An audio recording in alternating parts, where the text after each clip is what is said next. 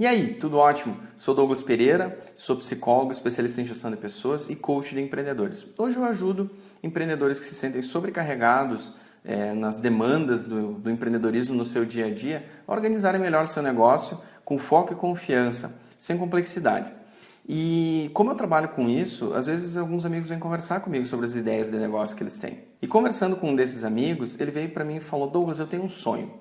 Eu tenho um sonho, mas eu tenho vontade de trabalhar com o que eu amo, com a minha paixão, mas eu não sei se eu consigo vincular as minhas atribuições do dia a dia com o que eu preciso fazer para realizar esse sonho. E aí isso me deu uma ideia de gravar uma live no Facebook na semana passada, só que por problemas técnicos, o pessoal que assistiu disse que travou bastante, não conseguiram pegar todo o conteúdo do que eu falei, conseguiram observar alguns pontos principais, mas não conseguiram ver tudo. E aí por isso eu estou aqui agora gravando esse vídeo para postar ele no YouTube, botar ele no Facebook, para quem teve interesse em saber mais sobre o que eu estava falando na live, mas daqui a pouco por essas questões técnicas acabou abandonando, desistindo, enfim. Então eu estou aqui agora gravando esse vídeo para você. Então a primeira coisa que eu falei foi sobre uma metáfora que eu li em um livro chamado Eu Sou as Escolhas que Eu Faço, da El Luna. Ela coloca uma citação sobre um mestre espiritual da virada do século XX chamado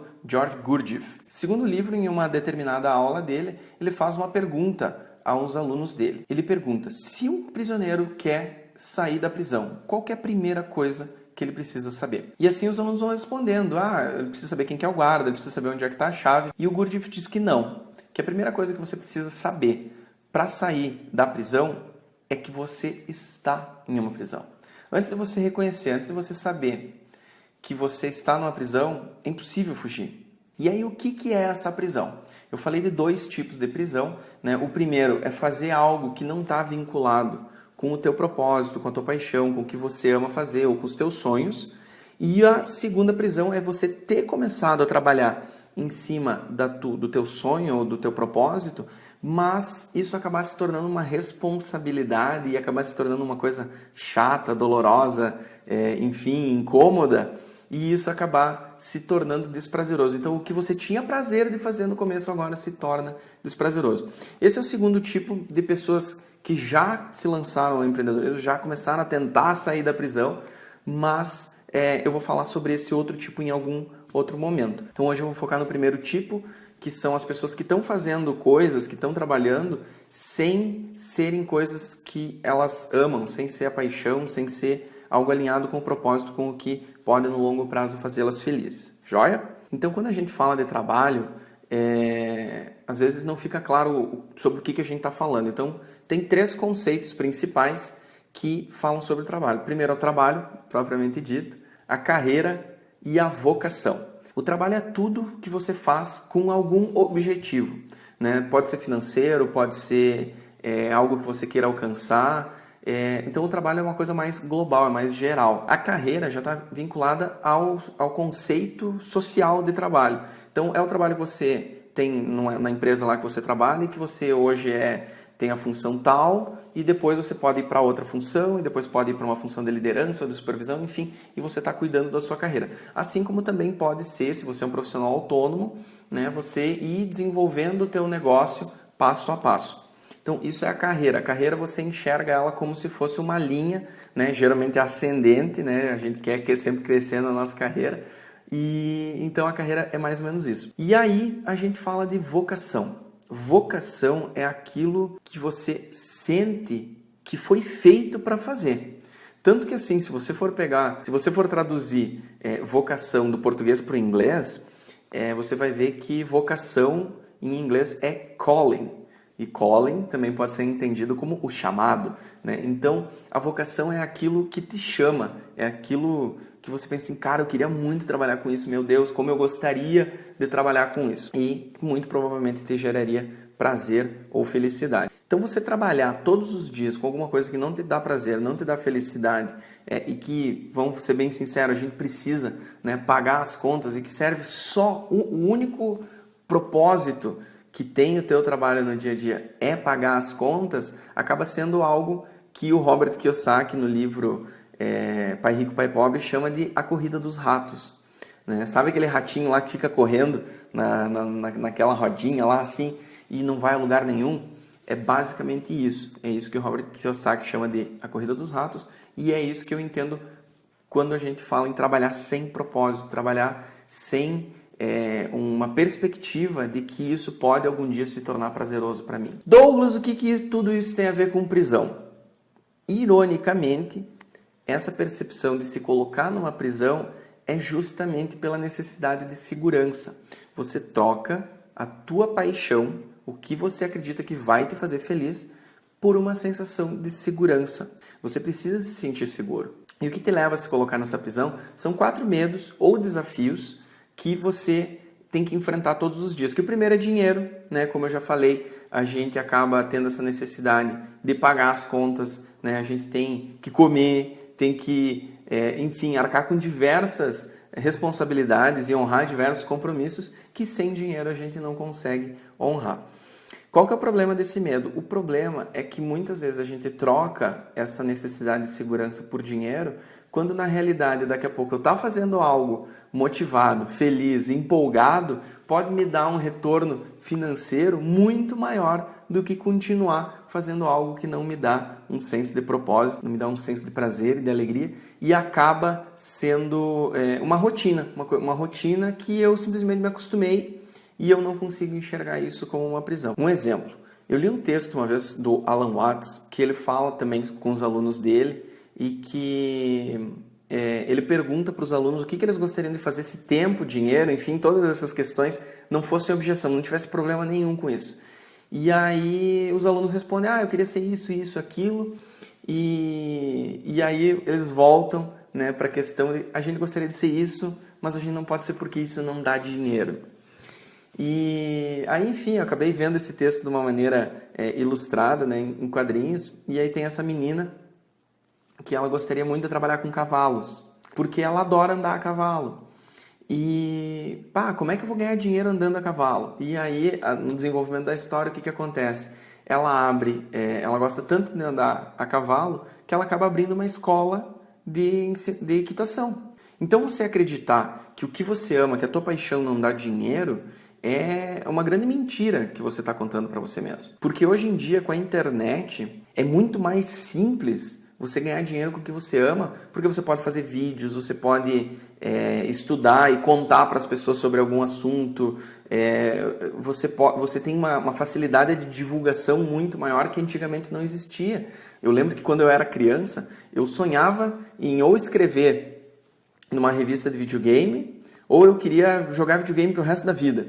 E eu pensava justamente isso, eu pensava, cara, não tem como eu ganhar dinheiro com videogame. E hoje em dia eu vejo um monte de gente com canal do YouTube, enfim, fazendo transmissão ao vivo de jogo online e coisa, e ganhando muito dinheiro com isso. Na minha área, eu acabei por muito tempo deixando esse sonho de lado, e hoje eu estou estudando gamificação, que é aplicar conceitos de jogos nos escritórios, nas empresas, para aumentar os resultados, a produtividade. Então, assim, olha só que legal, eu consegui pegar uma coisa que eu gosto, que é o jogo, e trazer para a minha área de trabalho. Então, hoje em dia tem muito recurso para você fazer o que você ama e ainda ganhar dinheiro com isso. Não cai nessa armadilha de achar que o que eu amo, o que eu gosto não dá dinheiro. Se você procurar bem, se você usar a criatividade, você vai encontrar uma maneira de ganhar dinheiro com o que você ama. Bom, o segundo medo, o segundo desafio é o tempo. Daqui a pouco você me diz assim, Douglas, eu já estou há tanto tempo na empresa, eu já tenho tantos anos, já tenho 20, 30, 40, 50, 60 anos e eu não tenho mais tempo para isso, eu não tenho mais tempo para voltar para a faculdade, eu não tenho mais tempo para estudar, eu não tenho... Cara, muitas pessoas conquistaram muitas coisas depois da maturidade, né? Nem só da idade adulta. A idade adulta é 18, 20 anos. Da maturidade. Por exemplo, o McDonald's surgiu como rede quando o Ray Kroc tinha 50 e poucos anos. Então, se você tem 30 anos e acha que o teu tempo já passou, se você tem 40 anos e acha que o teu tempo já passou, se você tem 50 anos e acha que o teu tempo já passou, se você tem 60 anos e você acha que o teu tempo já passou, isso é uma grande mentira que você está contando para você mesmo. Procura na internet cases, né, casos de sucesso de pessoas com mais de 60 anos, com mais de 50 anos, com mais de 40 anos, que você vai encontrar muita gente que começou a trabalhar nos seus sonhos depois de se sentir velho demais. E com relação ao tempo de você fazer, que nem o meu amigo me perguntou, né? Eu acho que eu não tenho tempo para conciliar as coisas. Quando eu fiz o Empretec do Sebrae, tinha uma brincadeira recorrente, né? Que às vezes a gente tinha muitas atividades no Empretec, e aí a gente falava para os outros, não vai dar tempo da gente fazer isso. Eles olhavam para a gente e perguntavam assim, o que vocês vão fazer da meia-noite às 6? E é uma realidade. Você tem tempo, mas você escolhe usar o seu tempo de maneiras que talvez não sejam produtivas para agir nos teus sonhos. Então, talvez você precise se esforçar um pouco mais agora em achar bloquinhos de tempo de 30 minutos, de 1 hora, de 45 minutos por dia, para ir planejando e fazendo um planejamento do que você quer realizar para a tua vida, que vai te trazer prazer, que vai te trazer realização, e isso vai te demandar esforço. Agora, vamos ser bem franco e sincero, nada de valor na vida, nada que importa realmente para a nossa vida, vem de maneira fácil.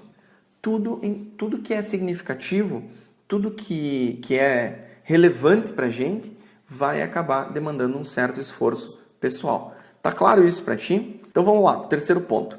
Terceiro ponto, o que é? É espaço. As pessoas às vezes reclamam que não tem espaço físico para conseguir fazer o que elas precisam. Eu preciso de uma sala comercial para abrir meu escritório, eu preciso de espaço na minha casa para fazer tal coisa.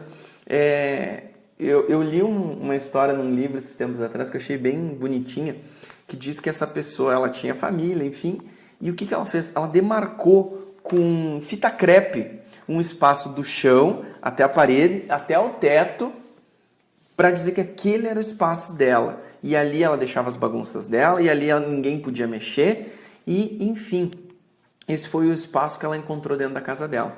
Hoje em dia, você pode fazer reuniões numa cafeteria, você pode fazer reuniões numa praça, você pode fazer reuniões por Skype, ou por algum outro sistema, alguma outra ferramenta que você possa usar online. Então, essa questão do espaço, e olha só que interessante, hoje em dia as pessoas têm muito mais recursos do que as pessoas tinham no passado. Então, olha que interessante que você vai colocando essas 3 dificuldades na cabeça, esses 3 desafios, e você acredita neles.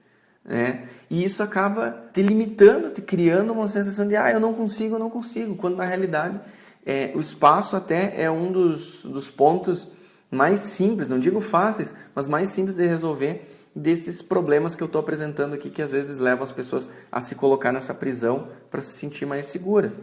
Então, a questão do espaço é você começar com o que você tem. Se você tem uma mesinha na tua casa, talvez esse seja o espaço suficiente já para você começar, até você daqui a pouco comprar outra mesa, comprar outra casa, alugar um espaço com um ponto comercial, ou daqui a pouco, eu não sei onde é que você mora nesse exato momento, mas tem muitas cidades aí grandes que tem espaços de coworking. Coworking é um escritório comunitário que você paga um aluguel ali, um aluguel muitas vezes meio quase simbólico, 50, 70 reais por mês, para fazer uso de uma sala por 1, 2 horas por dia. Então, hoje em dia tem muito mais recursos para tornar qualquer espaço o espaço suficiente para trabalhar, coisa que não existia até 10, 20 anos atrás. O quarto ponto é o ponto, na minha opinião, como psicólogo, como pessoa que trabalha com comportamento humano, que busca entender o que passa aqui na nossa cabeça, o quarto ponto é a vulnerabilidade.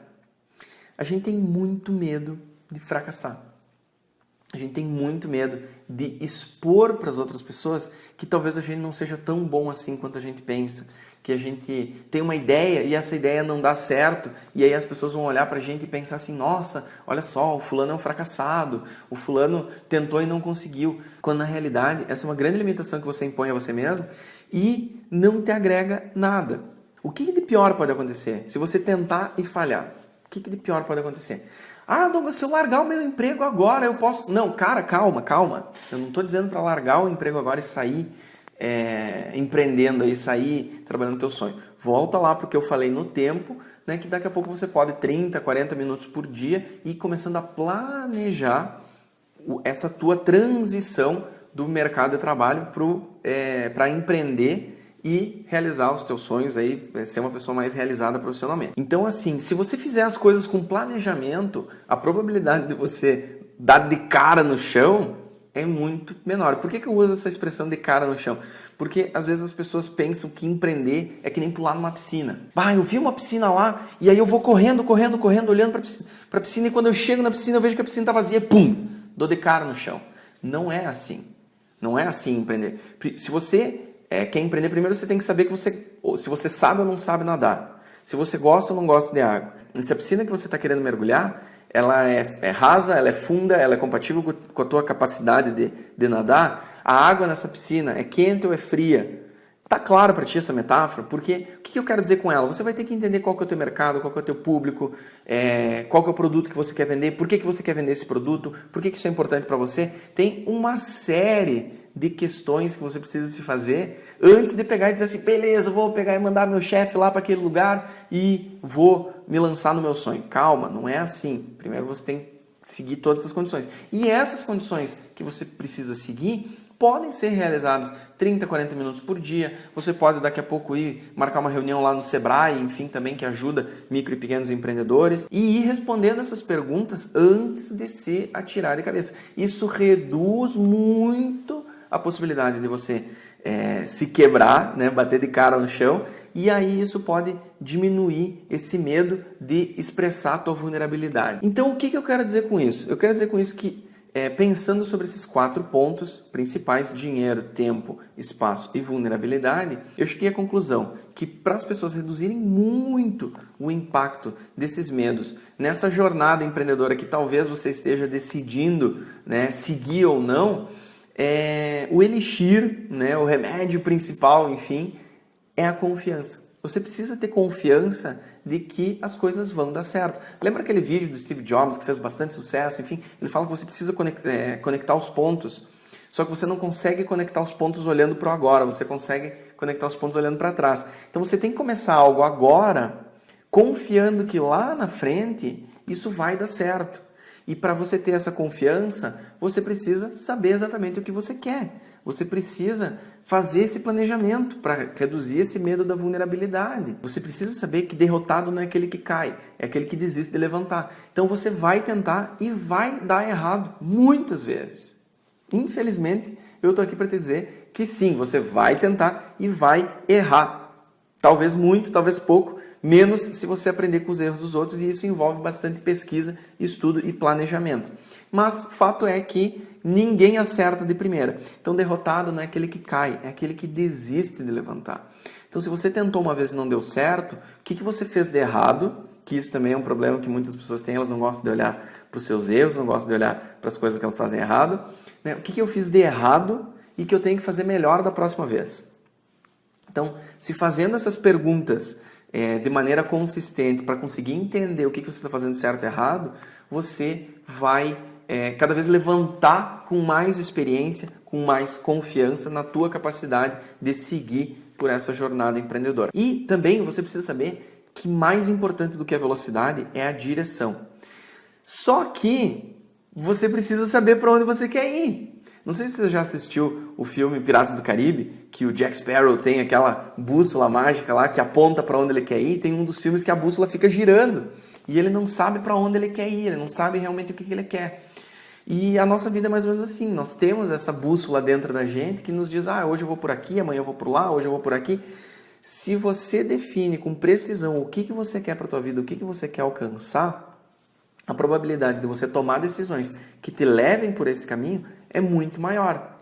E aí eu tenho um convite para te fazer. Eu escrevi um e-book recentemente sobre 5 perguntas infalíveis para tomar decisões melhores e assim construir, o caminho para a vida que você tanto sonha e tanto deseja. Eu vou colocar o link aqui para baixar esse e-book, você vai poder acessar e fazer o download dele. E por que é importante você baixar esse e-book? O que esse e-book fala? Ele fala de foco e clareza de propósito. Então, o que é o foco? É você saber exatamente para onde você quer ir. Muitas pessoas, às vezes, acham que sabem para onde querem ir e aí na segunda pergunta ou na terceira pergunta dizem, não era bem isso que eu queria. Então, esse e-book ele tem algumas perguntas, você vai ler ele talvez mais de uma vez e vai começar a construir o que eu quero para mim, para daí poder tomar decisões melhores. Eu quero finalizar esse vídeo então com uma frase que eu achei muito interessante, que é o seguinte: não se pergunte do que o mundo precisa. Pergunte o que te faz se sentir vivo vá e faça isso. Porque o mundo precisa de pessoas que se sintam vivas.